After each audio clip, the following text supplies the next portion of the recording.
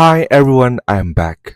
အားလုံးပဲမင်္ဂလာပါကျွန်တော်ဗီဒီယိုအသစ်လေးတစ်ပုဒ်နဲ့ပြန်လည်ရောက်ရှိလာပြီပဲဖြစ်ပါတယ်ဒီနေ့မှာတော့သင်္ချာနောက်ထပ်ခေါင်းစဉ်တစ်ခုနဲ့ကျွန်တော်ပြန်လည်ပြီးတော့ share လုပ်ပေးထားမှာဖြစ်ပါတယ်ရှေ့ရက်တွေမှာလည်းကျွန်တော်စူးစမ်းပြီးတော့ပုံမှန်တက်ဆက်ပေးခဲ့တာဖြစ်ပါတယ်ဒီနေ့မှာလည်းခေါင်းစဉ်အသစ်တစ်ခုနဲ့ကျွန်တော်ထပ်ပြီးတော့မှလေ့လာဖို့ဖြစ်ပါတယ်ဟုတ်ကဲ့ဒါဆိုရင်ကျွန်တော်ဒီနေ့ဗီဒီယိုလေးရဲ့ခေါင်းစဉ်ကိုအတူတူကြည့်လိုက်ကြရအောင်ဒီနေ့တူတကွာပြန်လည်ပြီးတော့မှလေ့လာသွားမယ်ခေါင်းစဉ်လေးကတော့ classification of mathematical numbers ပဲဖြစ်ပါတယ်သင်္ချာကိန်းကဏ္ဍများအားအမျိုးအစားခွဲခြင်းတနည်းအားဖြင့်ကျွန်တော်တို့ယဉ်နီးပြီးသားနံပါတ်တွေကိန်းကဏ္ဍတွေကိုကိုယ်ပိုင်သူတို့ရဲ့တီးတန့်ဖြစ်တည်မှုအုပ်စုတွေဘယ်လိုရှိနေတယ်လဲဆိုတော့ကျွန်တော်တို့ပြန်လည်ပြီးတော့မှအခြေခံလေ့လာသွားမှာဖြစ်ပါတယ်ဆိုတော့ဒီကိန်းကဏ္ဍတွေကိုကျွန်တော်တို့အကြမ်းမြင်အားဖြင့်၃အုပ်စုခွဲလို့ရပါတယ်ဒီမှာကျွန်တော်ပြထားတဲ့အတိုင်းပေါ့နော်နံပါတ်1က real numbers ကိန်းစစ်ဖြစ်ပါတယ်နံပါတ်2က imaginary numbers စိတ်ကူးရင်ကိန်းတနည်းအားဖြင့်ပုံဖော်ထားတဲ့နော်လိုအပ်တဲ့ဒီသိပ္ပံနဲ့ engineering ဘာသာရပ်တွေမှာအသုံးပြုတဲ့ကိန်းကဏ္ဍအမျိုးအစားတစ်မျိုးလည်းဖြစ်ပါတယ်နောက်ဆုံးတစ်မျိုးကတော့ complex numbers ရှုပ်ထွေးသောကိန်းဖြစ်ပါတယ်ဒီနံပါတ်1နဲ့2ပေါ့နော် real numbers နဲ့ imaginary numbers ကိုရောဆက်ပြီးတော့မှ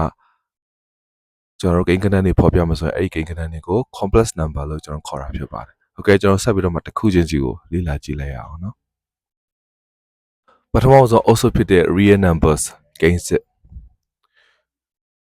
စ်လို့ပြောတဲ့အခါမှာတကယ်တော့ကျွန်တော်တို့ဒီမှာကြည့်နေတဲ့သူတွေအများစုနဲ့လည်းယဉ်နီးပြီးသားဖြစ်ပါလိမ့်မယ်။ဘာကြောင့်လဲဆိုတော့ကိန်းစစ်မှာအဓိကအဖြစ်ကျွန်တော်ပြန်ကြည့်မှဆိုရင်နောက်အုပ်စုထပ်ခွဲလို့ရပါတယ်။ပထမအုပ်စုက rational numbersနဲ့နောက်တစ်အုပ်စုကတော့ irrational numbers ပဲဖြစ်ပါတယ်။အရင်ဦးဆုံး rational numbers ထဲမှာဘာတွေပါလဲဆိုတော့ကျွန်တော်ဆက်ပြီးတော့မှကြည့်ကြည့်အောင်။နံပါတ်1 natural numbers မြန်မာလိုဆိုတော့တဘာဝကိန်းပေါ့နော်။ဆိုတော့တဘာဝကိန်းကိုတချို့ကလည်းဘယ်လိုခေါ်သေးလဲဆိုတော့ counting numbers ရေတွက်တဲ့ခါမှာသုံးတဲ့ကိန်းတွေနံပါတ်တွေလို့ကျွန်တော်တို့သုံးပါတယ်။ဘာကြောင့်လဲဆိုတော့တဘာဝတရားအရာသူရှိနေတဲ့ကိန်းနော်။ဥပမာဖြင့်လူတစ်ယောက်တစ်ပင်နှစ်ပင်နော်ခွေးသုံးကောင်စသဖြင့်အဲ့လိုအရှိတိုင်းရည်တဲ့အရာတွေပြောတာဖြစ်တယ်ဒါပေမဲ့သတိထားမယ့်အရာက natural number မှာတုံညမှာပါသေးပါနော်ဆိုတော့ဟုတ်ပြီတုံညလည်းပါတယ်ခုန counting numbers တွေလည်းပါတယ်ဆိုရင်ကျွန်တော်တို့ဘယ်လိုခေါ်မလဲဆိုတော့ whole numbers လို့ခေါ်ပါတယ်မြန်မာလိုဆိုတော့အပြည့်ကိန်းဖြစ်ပါတယ်နော်သူကတော့ number နဲ့ပေါ့နော်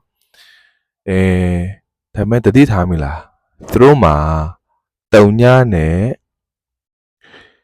ရိုးနော်ရှိပြီးသားအပေါင်းဖက်ချန်ကနံပါတ်တွေပါသေးတယ်အနှုတ်နံပါတ်တွေမပါသေးဘူးပေါ့နော်ဒါဆိုရင်ဟုတ်ပြီအနှုတ်နံပါတ်တွေပါထည့်လိုက်မယ်ဆိုတော့ဘာဖြစ်သွားမလဲဆိုတော့ဒီမှာတွေ့ရတဲ့အတိုင်းနံပါတ်3 integers ကိန်းပြည့်တွေဖြစ်လာတာဖြစ်ပါတယ်ဆိုတော့ integers မှာတော့အနှုတ်ကိန်းတုံညာနဲ့အပေါင်းကိန်းအကုန်ပါတာဖြစ်ပါတယ်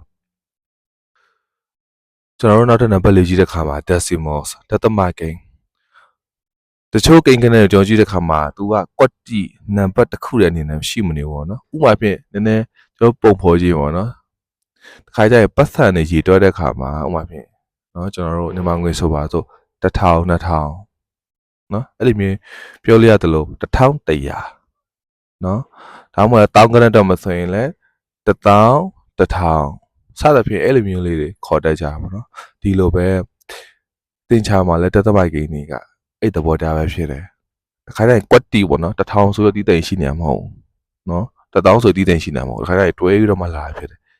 အပြေးဝဖြစ်နေရတဲ့တစိတ်တဒေသဖြစ်နေရရောထားတဲ့ခါမှာကျွန်တော်က decimal ကိန်းတွေသုံးတာဖြစ်တယ်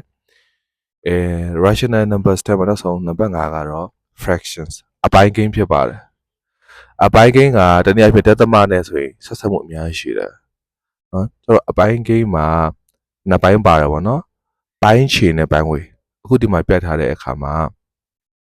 minus 1/2 တနည်းအားဖြင့်အနှုတ်နော်နှစ်ပိုင်းတစ်ပိုင်းပြီးတော့မှ 1/3 သုံးပိုင်းတစ်ပိုင်းစသဖြင့်ဒါတွေတွေ့ပါမှာเนาะကျွန်တော်ကtype လုပ်တဲ့ခါမှာ तू က fraction bars ကိုရေးလို့မရတော့မြင်းဆောင်လေးပဲတုံးထားပါเนาะတချို့တိတ်ချတွေ့တဲ့ခါမှာလဲအဲ့လိုမြင်းဆောင်ရေးတနည်းအားဖြင့် fraction လို့ပြောတာလည်းဖြစ်တယ်ဒါကြောင့်ဘေးမှာကျွန်တော်လက်ရည်နဲ့ပြန်ရေးထားရပါเนาะနှစ်ပိုင်းတစ်ပိုင်းသုံးပိုင်းတစ်ပိုင်းပါเนาะဆိုတော့ဒီ5မျိုးက real numbers ခေါင်းစဉ်အောက်မှာ rational numbers အုပ်စုဝင်နေဖြစ်ပါတယ်ကျွန်တော်တို့ နောက်ထပ် real number အုပ်စုတစ်အုပ်စုဖြစ်တဲ့ irrational ကိန်းအုပ်စုကိုကျွန်တော်ကြည့်ရအောင်နော်ဟုတ်ပြီ irrational ကိန်းမှာအများကြီးတော့ရှိတာပေါ့ဒါပေမဲ့အဓိကကျွန်တော်တို့နဲ့ရင်းနှီးပြီးသားအရာတွေပါလဲဆိုတော့ square root နောက်မှာဆိုရင် square root 2ရှိတယ်နောက်ပြီးတော့ pi ပေါ့နော်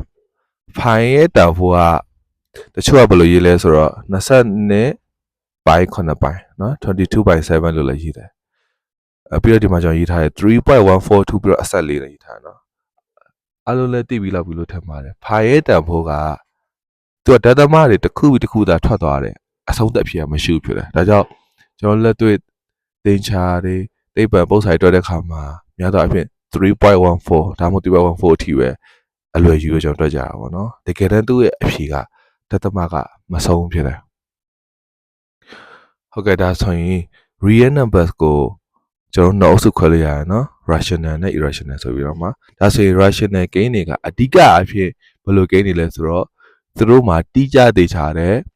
အဆုံးသက်အဖြစ်ရှိတယ်ဒါပေမဲ့တစ်ဖက်မှာ irrational ကိန်းကြတော့သူ့မှာတိကျသေးချာတဲ့အဆုံးသက်အဖြစ်မရှိဘူးသူကအမြင်ရတဲ့ဒသမနဲ့တော့မဆန်လဲအဆက်နဲ့သွားနေကိန်းမျိုးဖြစ်တယ်ပေါ့နော်ဒါဆိုရင် real numbers ကိုအကြမ်းမြင်လောက်နားလည်မလို့ထင်ပါတယ်ကျွန်တော်ဒီနေ့မှာတော့အခြေခံပဲဖြစ်တဲ့အတွက်အကုန်လုံးတော့မပြောသေးဘူးပေါ့နော်။ဘာကြောင့်လဲဆိုတော့တချို့ဒီ real number တွေမှာကြံပါသေးတယ်နော်ကျွန်တော်အမည်အနေနဲ့ကျွန်တော်ဖော်ပြလုပ်ပါတယ်။သူတို့ကဘာလဲဆိုတော့ positive number အပေါင်းကိန်း negative number အနှုတ်ကိန်းနောက်တစ်ခုက odd number မှားကိန်း even number စုံကိန်းနဲ့နောက်ဆုံးတစ်မျိုးကတော့ prime number သုတ်တာကိန်းရှိပါသေးတယ်။အဲ့ဒီကိန်းကဏ္ဍတွေတော့ကျွန်တော်နောက်ထပ်ဗီဒီယိုမှာကျွန်တော်တည်တံ့ထပ်ပြီးတော့မှအသေးစိတ်ပြပြပေးပါမယ်လို့။ Okay ဒါဆိုကျွန်တော် real number ပြီးပြီဆိုတော့ကျွန်တော်နောက်ထပ်တစ်ခုသွားလိုက်အောင်နော်။နောက်ထပ်တစ်ခုကတော့ number 2အုပ်စုဖြစ်တဲ့ imaginary numbers စိတ်ကူးရင်ကိန်းပေါ့နော်။ဆိုတော့ဒါကိုမြန်မာနိုင်ငံမှာတော့တခြားဘယ်လိုခေါ်သေးလဲကျွန်တော်မသိဘူးပေါ့နော်။ကျွန်တော်အနည်းဆက်ဆုံးဒါမြန်မာလိုဘာသာပြန်တာဖြစ်ပါတယ်။ဟုတ်ပြီဒါဆိုရင် imaginary numbers တွေကရောဘယ်လိုအသုံးဝင်လဲဘယ်နေရာမှာသူတို့သုံးလဲပေါ့နော်ပြီးတော့သူတို့ကဘယ်လိုပုံစံရှိတယ်လဲပေါ့ဆိုတော့ကျွန်တော်ဒီမှာရေးထားပြတဲ့အတိုင်းသူ့ကိုဘယ်မှာသုံးလဲဆိုတော့ဒီ electrical engineering physics နော်ဆိုတော့ lethal engineer တွေပြီးတော့မှဒီသိပ္ပံပညာရှင်တွေယူပဗေဒပညာရှင်တွေကသူတို့ဒီ lethal နဲ့ပတ်သက်ပြီးတော့မှနော်စက်တွေတီထွင်တဲ့က lethal နဲ့ပတ်သက်တဲ့အလုပ်တွေလုပ်တဲ့အခါမှာဒီ imaginary number တွေတုံးတယ်ပေါ့နော်တခြားဒီသိပ္ပံပညာနဲ့ပတ်သက်တဲ့အလုပ်ကိုင်အချို့မှာလည်းသူတို့ကြည်သူ့တုံးသေးတယ်ပေါ့နော်ဒါဆိုရင် imaginary number ရဲ့သင်္ကေတပါလဲဆိုတော့ I အသေးဖြစ်ပါတယ်နော် small letter I ဖြစ်ပါတယ်ပြီးတော့မှ I ကတနည်းအားဖြင့် square root of -1 နဲ့လည်းတူညီတာဖြစ်ပါတယ်ပြီးတော့မှနောက်ထပ်သူ့ဘယ်လိုမျိုးရေးလို့ရသေးလဲဆိုတော့အဲ့ဒီ I နဲ့တခြား number တစ်ခုခုနဲ့တွဲပြီးတော့မြောက်ထားတဲ့ပုံစံမျိုးလဲเนาะဒီမှာဆို 3i ပေါ့အဲ့လိုမျိုးလေးလည်းရေးလို့ရပါတယ်ပြီးတော့နောက်ဆုံးတစ်မျိုးကတော့သူက I လည်းပါတယ်ပြီးတော့မှ square root လည်းပါနေတဲ့ဟာမျိုးဖြစ်တယ်เนาะအောက်မှာကြည့်မယ်ဆိုရင်square root of -2 is equal to I square root of 2စသဖြင့်အဲ့လိုမျိုးလေးရှိတယ်ပေါ့နော်တခုရှိတာကျွန်တော်ဒီ number 2မျိုးစားဖြစ်တဲ့ imaginary number ကိုတော့အများကြီးမပြောပါဘူးဘာဖြစ်လဲဆိုတော့ကျွန်တော်နဲ့အလန်းဝေးတဲ့ຢာတစ်ခုဖြစ်တယ်ကျွန်တော်ကိုယ်တိုင်လည်းအရင်ကြီးနည်းနည်းချွတ်မသိပါဘူးဒါပေမဲ့ကျွန်တော် knowledge အနေနဲ့အကြမ်းကြီးတည်ထားဖို့ပြန်လည်ပြီးတော့မှထည့်သွင်းဖော်ပြခြင်းဖြစ်ပါတယ်โอเคကျွန်တော်နောက်ဆုံး game ပေါ့နော် numbers အမျိုးအစားဖြစ်တဲ့ complex number ကိုတွားလိုက်အောင်ဒါဆိုရင်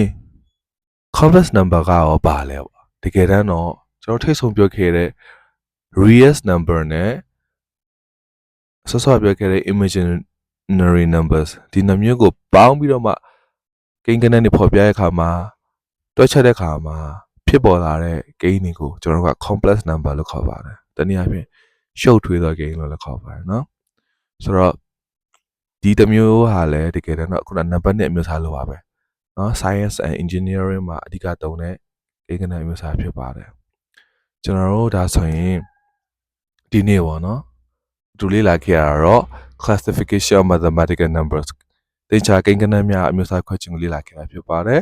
အနေငယ်ပြင်မှာ recap လုပ်မှာဆိုရင်တော့၃မျိုးရှိတယ် real numbers ကိန်းစစ် imaginary numbers စိတ်ကူးရင်ကိန်းနဲ့ complex number ရှုပ်ထွေးတဲ့ကိန်းပဲဖြစ်ပါတယ်ကျွန်တော်တို့မှာကြည့်နေသူအများစုနဲ့တော့အရင်ကြီးထားရတာကတော့ real numbers တွေပဲဖြစ်ပါတယ်ဒီ real number ထဲမှာ natural numbers whole number integers decimal and fraction တွေကိုကျွန်တော်ဖော်ပြခဲ့ရဖြစ်တယ်ဒီထဲမှာဒီနေ့မှာပါသေးတဲ့ positive number negative number odd number even number and prime number ကျွန်တော်နောက်ထပ်ဗီဒီယိုအသစ်ထပ်လုပ်ပြီးတဲ့အခါမှာထပ်ပြီးဖော်ပြပြမှာဖြစ်ပါတယ်ပြီးတော့မှကျွန်တော်ရင်းနှီးပစားဖြစ်တဲ့ pi တို့တချို့ square root เนาะအဖြေအတိအကျမရှိတဲ့ကိန်းဂဏန်းတွေကိုကျွန်တော် irrational number လို့ခေါ်တာဖြစ်တယ်ပြီးတဲ့အခါမှာဒီ physical engineering မှာစပစ္စည်းတွေ lesson နဲ့ပတ်သက်တဲ့အလုပ်တွေလုပ်တဲ့အခါမှာအဓိကအသုံးများတဲ့ number တွေဖြစ်တဲ့ imaginary number နဲ့ complex number တွေကိုကျွန်တော်အကြမ်းမြင် knowledge အနေနဲ့လေ့လာခဲ့တာဖြစ်ပါတယ်ဟုတ်ကဲ့ဒီနေ့ဗီဒီယိုလေးကိုအချိန်ပေးပြီးတော့မှအစားအနေအဆုံးထိကြည့်ရှုပေးသူရောက်ဆိုင်ကိုအထူးပဲကျေးဇူးတင်ပါတယ်အားလုံးပဲကောင်းမွန်တဲ့နေ့တစ်နေ့ပိုင်ဆိုင်နိုင်ပါစေကျွန်တော်နောက်ထပ်ဗီဒီယိုမှာပြန်လည်တွေ့ကြပါစို့